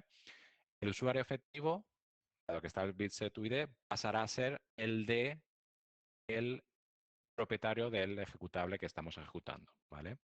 Esto quiere decir que, vale, exec ya hemos visto que sí que se va a poder ejecutar satisfactoriamente, tenemos permisos, y que cuando pase ejecución, es decir, cuando el mapa de memoria se borra y pasa a cargarse el de itech.exe, lo que sucederá es que este usuario efectivo ya no será Mari, sino que va a ser Macu, que es el propietario de itech.exe.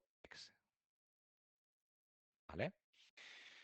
Y ojo, que el grupo efectivo de este proceso, ¿vale? Que originalmente era el programa XX, no cambia, porque solo tenemos el bitset UID. El bitset GID no, solo ha cambiado el usuario efectivo. ¿Vale? ¿Qué vamos a tener en la variable f? Pregunta.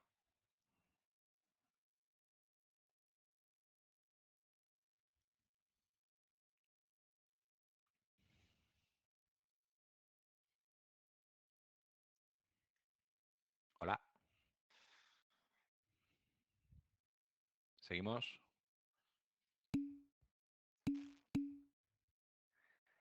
Ahí está. -1 no. -1 no. ¿Por qué? Porque recordad que cuando ejecutamos exec, lo que hacemos es cargarnos todo el mapa de memoria y cargarnos el programa. Entonces, M ya no existe. M desaparece. ¿Vale? Como los Avengers. Entonces, M ya no existe. Lo que tenemos que responder es que M ya no existe, por tanto no va a obtener ningún valor. Exe no va a retornar nada, ¿vale? Va a pasar a ejecutarse itech.exe, ¿vale? Bien, pues entonces pasamos a ejecutar este código de aquí, ¿de acuerdo? Bien. ¿Qué es lo que hacemos aquí entonces? Ya como usuario efectivo Macu y grupo efectivo div2, tratamos de hacer un open del fichero home macu.c con permisos de lectura-escritura. Entonces, ¿qué tendremos que- que comprobar aquí? Tenemos permiso de búsqueda en home, tenemos permiso de búsqueda, perdón, tenemos permiso de búsqueda en la raíz, permiso de búsqueda en home, permiso de búsqueda en Macu. Tener por cuenta que no estamos tratando de crear el fichero, es decir, si no existe el fichero, fallaría la llamada open, ¿vale? Entonces, teri.c debe existir. Sobre teri.c estamos solicitando que permisos de lectura y escritura. Por tanto, debemos tener privilegios de lectura y escritura sobre el fichero teri.c, ¿vale? Pasamos a comprobar y home lo podemos atravesar. Ya hemos razonado que no me tengo ni por qué entretener porque todos están activos los de ejecución. Sobre Macu, ¿puedo atravesar? Sí. Mi usuario efectivo es Macu, por tanto la terna que yo tengo que atravesar, perdón, que tengo que comprobar es la de usuario, y veo que sí que puedo atravesarlo. Por tanto, Macu puedo atravesarlo. Y dentro de Macu La cosa es, ¿voy a poder leer teri.c? Pues tiene bits de lectura y ejecución, de lectura y escritura para usuario y grupo. Como insisto, mi usuario efectivo es Macu y coincide con el propietario del fichero, comprobaría esta terna y veo que efectivamente sí que puedo, ¿vale? La apertura va a ser satisfactoria, va a poder leer, abrir teri.c como lectura y escritura. ¿Qué valor va a tomar FD? El primer descriptor libre que haya, suponiendo que los únicos ocupados son la entrada estándar, salida estándar y error, ¿vale? Lo más natural es que FD tome el valor de 3, la primera entrada libre dentro de la tabla de escritores de fichero, ¿de acuerdo? Luego hace un fork, ¿vale? Pero sobre eso no nos pregunta este primer apartado, que nos preguntará ahora después, ¿vale? Hasta aquí todo sencillo, ¿no?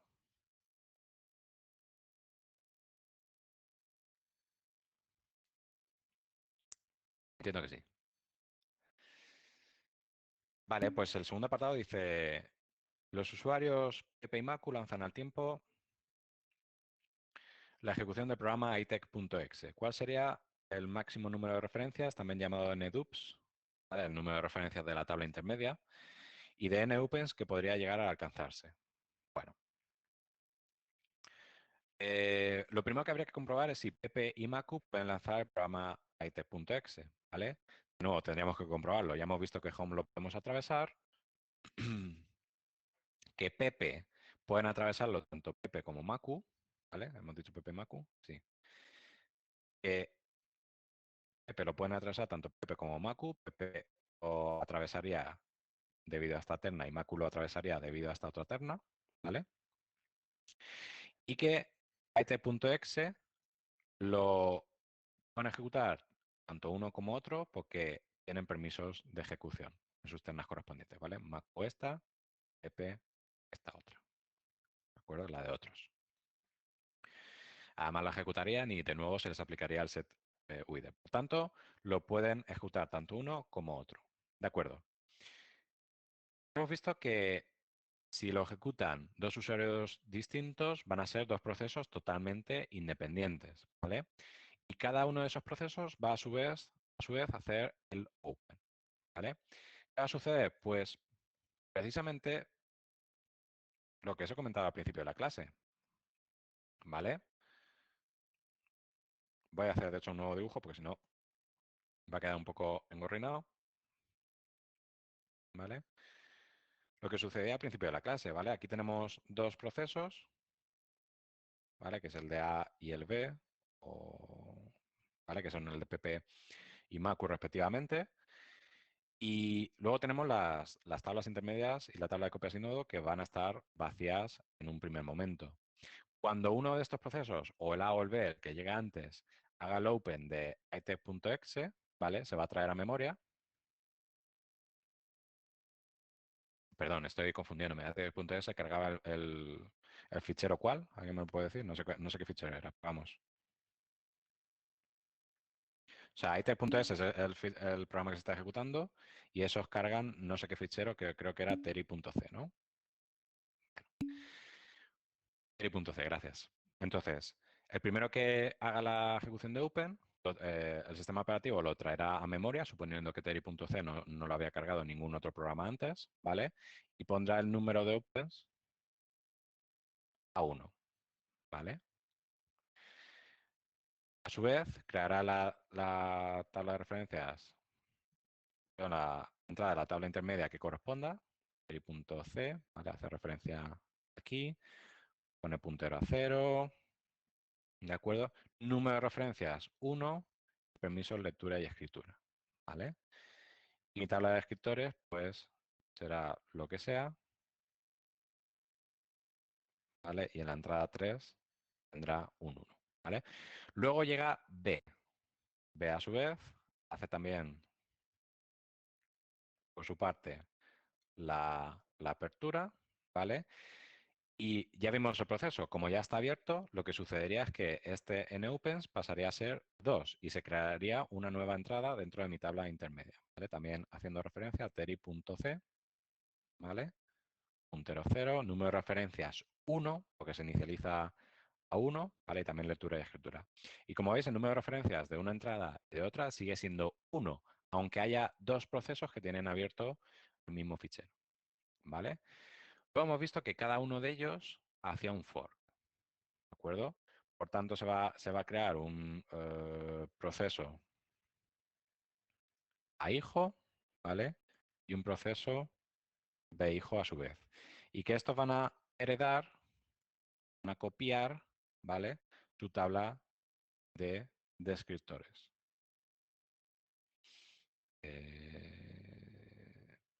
Esta área de referencia a la 2. Esta es la 2, ¿vale? ¿Qué es lo que sucede cuando se hace un for o qué es lo mismo que sucede cuando hacemos un dup? El número de referencias cambiaría y lo incrementaríamos a 1. Todas aquellas referencias, ¿vale? Que suceden en la tabla de descriptores del nuevo proceso que se está creando. En este caso, insisto, se está haciendo copia de esta tabla de descriptores que hace referencia a la entrada 1, por tanto la entrada 1 pasaría de una referencia a 2, y la entrada número 2 está siendo referenciada por el proceso B, al hacer fork se copiaría y por tanto había dos referencias a la entrada 2, ¿de acuerdo? Pues también pasaría de ser 1 a 2. Por tanto, respondiendo a la pregunta, ¿qué número máximo de NOpen tendríamos? NOpen tendríamos como máximo 2, ¿vale? Y máximo número de referencias, pues la suma de una y otra, que serían 4, ¿vale? Bueno,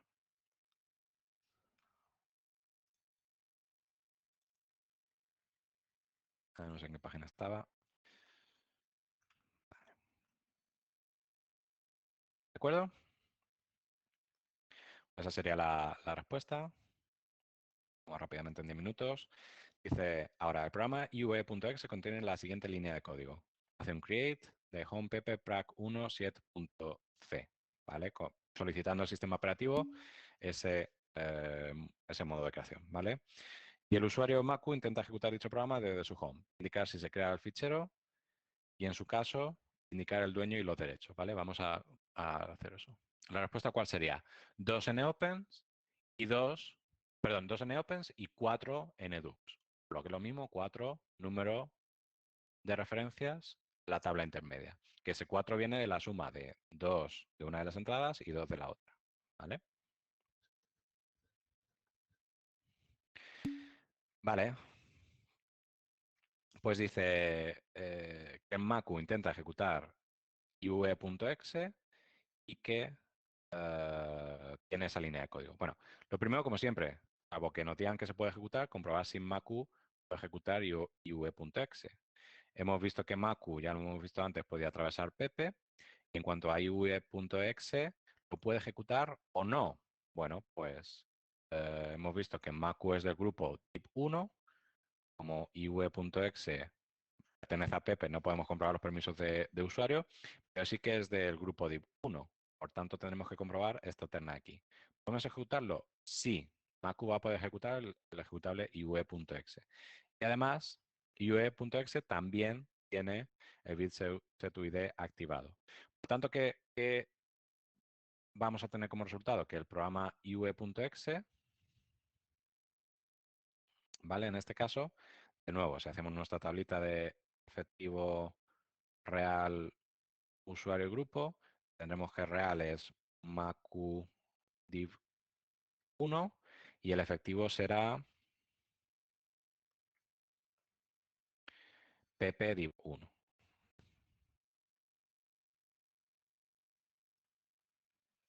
¿Vale?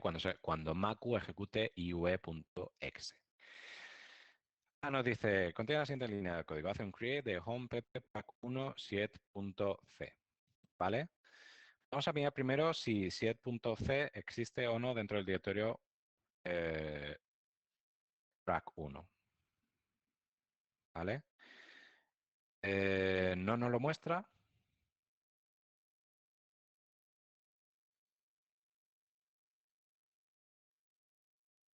No nos lo muestra, ¿no?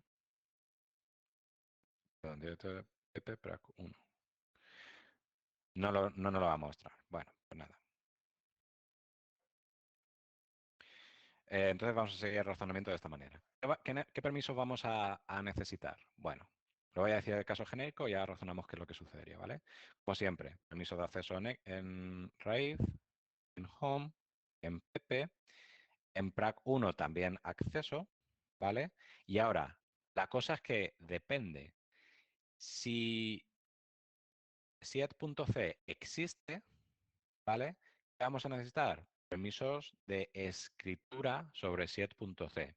Porque create, recordad que equivale a una llamada open con create trunk y write only. Entonces necesitamos permisos de escritura sobre set.c si existe. Ahora, si no existe, ¿qué vamos a necesitar? Permisos de escritura sobre el directorio prac1 en el que se crearía el fichero set.c si no existiese. ¿De acuerdo? Por tanto, depende.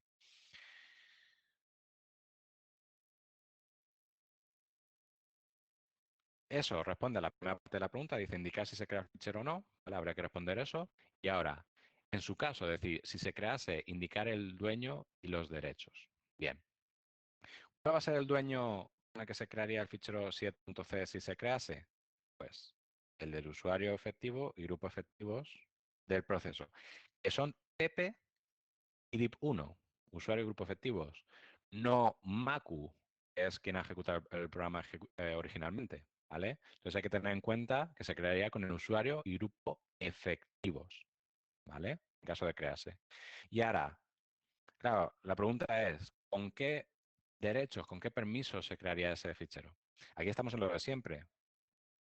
Tenemos que prestar atención a que al sistema operativo le solicitamos que se cree con eh, eh, rewrite, rewrite y rewrite, ¿vale? Eso es lo que le hemos solicitado al sistema operativo. Pero recordad que a esto siempre se aplica la máscara de usuario. Y la pregunta es, ¿y qué máscara de usuario tenemos? Pues recordamos que venían asignadas ya aquí arriba y que cada usuario tiene una distinta. Alguien podría decir, como el usuario se está ejecutando con usuario, perdón, como el programa se está ejecutando con usuario PP, efectivo PP, tenemos que usar la máscara 022. No, no, ¿vale? ¿Por qué? Porque realmente hemos visto que lo que está sucediendo por debajo es que el programa lo está ejecutando Macu. Y Macu tiene máscara de usuario 027. Luego, por debajo, eso el intérprete de mandatos habrá hecho un exec, ¿vale? Para ejecutar el ejecutable que corresponda, no recuerdo el nombre, ¿vale? Y como está el bit set UID, el sistema operativo le cambia el usuario efectivo. Pero la máscara de usuario no cambia. La máscara de usuario sigue siendo la de Macu, que es la que ha ejecutado el programa, ¿vale? Por tanto, como máscara de usuario de Macu es la 027, ¿vale? Yo pinto aquí la máscara 027, ¿vale? Tenemos 0, 2, 7. Si yo aplico ahora la máscara de usuario, tenemos que el fichero set.c en caso de crearse, se crearía con nada, r nada, nada, nada, nada, nada. ¿Vale? Recordad que a los bits que nosotros le solicitamos al sistema operativo le quitamos aquellos que contengan la máscara. O visto de otro modo, modo, operación AND, la inversa de la máscara. ¿Vale? ¿Alguna cuestión hasta aquí? Nos quedan 4 minutos, o sea que no sé qué más va a dar tiempo.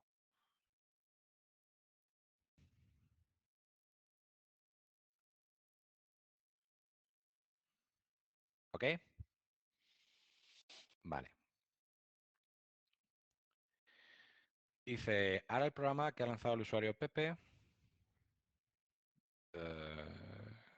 no sé a qué programa se refiere, dice, ejecuta la siguiente línea de código. Hace un open de home pp y clue con esos argumentos 0640, teniendo fd5, fd igual a 5. Como nos dice que ha obtenido el descriptor de fichero 5, ¿vale? ¿Y qué nos quiere decir esto? Que no nos entretengamos en comprobar si Pepe puede abrir el fichero Ikelu. Ya nos están diciendo que sí. ¿Vale? Si no pudiera abrirlo, nos hubiera devuelto -1, pero nos dice que nos ha devuelto 5. Por tanto, se ha abierto satisfactoriamente. No tenemos que comprobar si ha podido abrirlo o no. ¿Vale? Y dice, seguidamente el programa crea dos hijos, H1 y H2, e inmediatamente H2 hace un exec. ¿Vale? Esto influye en qué entradas dentro de la tabla intermedia tendríamos y demás, ¿vale? Luego dice, al mismo tiempo, pero cuando Pepe ya ha ejecutado el open, el usuario Mari ejecuta otro programa, que es el proceso M, ¿vale? Que abre el mismo fichero que Pepe y que vemos que también puede abrirlo satisfactoriamente porque nos dice que tiene el descriptor de fichero 3, ¿vale? Y aquí se os plantea una serie de operaciones que realizan cada uno de los procesos, ¿de acuerdo? Bueno, no nos va a dar tiempo a hacer esto porque ya son 53, o si queréis lo trato de hacer una parte y la completáis vosotros, ¿vale? Tenéis la solución aún así. La situación es la siguiente, ¿vale? Podéis dibujaros las tablas intermedias y la tabla de copias de Inodo, veis los recursos que comparten cada uno de ellos, pero básicamente, si leéis a través de lo que os comenta el enunciado, ¿qué es lo que tenemos? Que realmente H1 y H2 van a hacer los dos referencia a la entrada número 5 dentro de la tabla intermedia eh, eh, dentro de la tabla intermedia de referencias, ¿vale? Y esto es independiente de que aquí diga que H2 hace un exec o no. Recordad que al hacer un exec, los descriptores de ficheros se mantienen. Por tanto, a mí ese dato me da igual. ¿De acuerdo? Lo que tenemos que tener en cuenta es que H1 y H2 hacen referencia a la entrada número 5 de mi tabla intermedia y que, por tanto, comparten puntero. Y de hecho, dicho puntero, puesto que lo estamos abriendo de este modo que se especifica aquí, ¿vale? El puntero se va a inicializar a 0, ¿de acuerdo? Eso es lo que tenemos que tener en cuenta. Por su parte, M, el proceso M, ¿vale? A través del descriptor de fichero 3, lo que nos está diciendo es que está haciendo referencia a la entrada dentro de la tabla intermedia número 3. Y como lo ha abierto con este modo de aquí, su puntero se ha inicializado a 0 también, ¿de acuerdo? Teniendo en cuenta que H1 y H2 comparten puntero y que M ha abierto el mismo fichero, pero que tiene un puntero totalmente distinto, tenéis que jugar con qué proceso hace escrituras, en qué posición y qué proceso hace sobre escrituras sobre datos que haya podido escribir el primer proceso. ¿De acuerdo? Entonces, por ejemplo, aquí tenéis que H1 escribe 23 bytes de este buffer. ¿Vale? No os voy a contar, no sé cuántos hay ahí, pero el resultado es que como el puntero está en 0, ¿vale? Y además el fichero lo ha establecido con createFrank, sabemos que Ikelu, cuando lo ha abierto P, lo ha vaciado o ha creado un fichero vacío, ¿vale? En definitivas cuentas, el fichero Ikelu estará vacío, ¿de acuerdo? Entonces, al escribir H1 23 unos, pues habrá escrito 23 unos, ¿de acuerdo? Y tenemos que tener en cuenta en todo momento, ¿vale? Que este puntero se va actualizando, pasa de ser 0 a ser 23 en este caso, ¿de acuerdo? Ahora llega H2 y realiza una escritura en ese mismo descriptor de 26 doses, pues H2 llegaría aquí y escribiría 26 doses, ¿de acuerdo? Y el puntero dejaría de ser 23 y pasaría a ser 49, ¿vale? H1 y H2 comparten puntero. Como veis, ¿desde dónde se ha escrito los doses? Pues obviamente de la posición 23, que es donde apuntaba el puntero de H2 al hacer la escritura, ¿vale? En su descriptor 5, que es inmediatamente después de la escritura que haya hecho H1. Luego aquí hay una pequeña trampa, porque os dicen, el proceso M hace una escritura de 4 treses en el descriptor 1. ¿Cuál es el descriptor 1? A saber, ¿vale? Probablemente la salida estándar, pero no es el fichero que nosotros estamos trabajando. Por tanto, a lo que nosotros respecta, esta escritura a nosotros no nos afecta a Ikelu. Será a saber qué. Puede ser incluso Ikelu con otro open, pero asumimos que no lo es, ¿vale? Por tanto, esa la ignoramos. Posteriormente, H1 hace un LSIC, ¿vale? De 17 sobre end, ¿de acuerdo? Es decir, como el tamaño del fichero, sería conveniente que también tuvierais en cuenta cuál es el tamaño del fichero en el inodo, ¿vale? Como el tamaño del fichero, ahora mismo el fichero tiene 49 bytes, ¿vale? Y ponemos el cursor 17 posiciones más a partir del final, lo que estaríamos haciendo es que sobre el descriptor 5, que corresponde a dicho fichero, la posición dejaría de ser 49, pero le sumamos 17, ¿no? Que será 66, ¿vale? ¿De acuerdo? Ojo, al haber hecho el LSIC, cambiamos la posición del puntero, pero lo que sería el tamaño del fichero no cambiaría hasta que no hiciésemos una escritura, ¿vale? Dicha escritura se ejecuta, por ejemplo, aquí, ¿vale? De 4 nueves.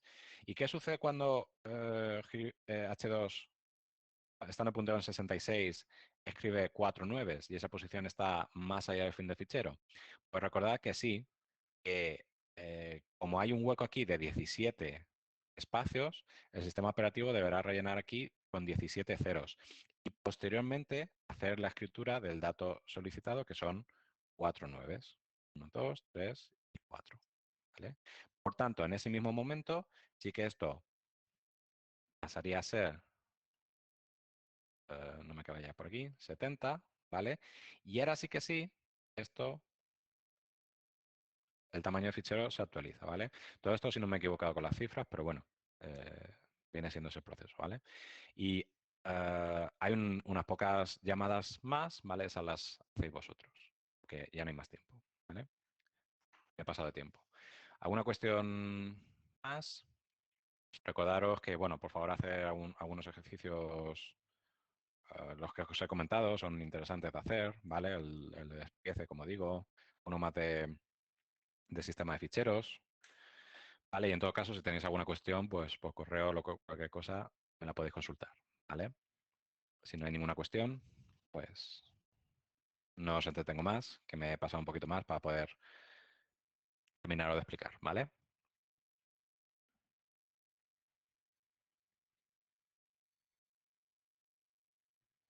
No puedo ver la grabación.